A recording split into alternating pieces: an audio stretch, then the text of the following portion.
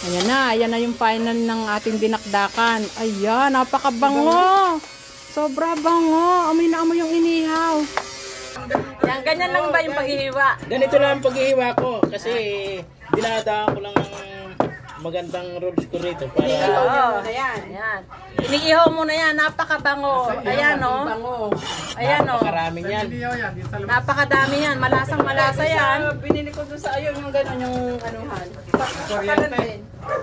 Ayos. Naku, magaling pala tong ano oh. Chip ito dati? Budang bilis pala, Oo. chef yan. Chef. Yung mga sahog niyan, ayan. Pipino. May pipino at saka sibuyas. Sibuyas. Wala nang Ayan, bawang yung ito. paninimpla niya, yung pagtitimpla niya.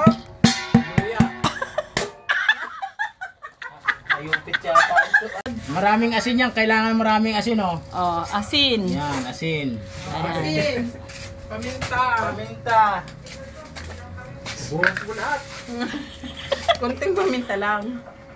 Ayan, paminta. Takal lang. Paminta. Tama na yung mga dalawa at baka sumubra naman ng Sa anghang. sanghang. Nilagay ko doon, sinahod ko rin sa puno. Pigana ito eh. Naku, napakasarap niyan. Mukhang napakasarap. Ayan, oh. Ayan, pampulutan yan. Then, nilalagyan ko rin ng suka para hindi mapaan siya agad ng mga 3 araw pa ito mauubos. Ayan. 3 araw pupulutanin.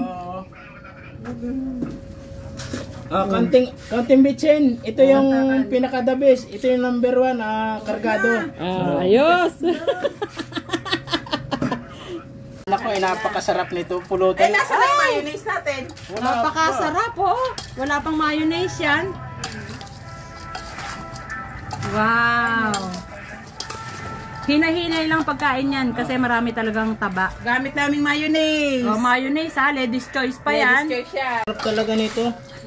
Pag ako ang gumawa nito, talagang hindi malilimutan ang mga biyanan nito. Kumain. Mga kumakain. Ang mga kumakain Yeah, nito, mekos-mekos. Mekos muna. Mekos-mekos nyo, ayan. Ay, napakainam Ganyan yung nito. pag mekos-mekos niya. Ha? Yan, mga ganyan. O, kaya bigyan ng sayaw ito para maganda ang sarap nito. Kailangan binibigyan ng giling. Ganito lang talaga ako, masyadong excited at bablog eh.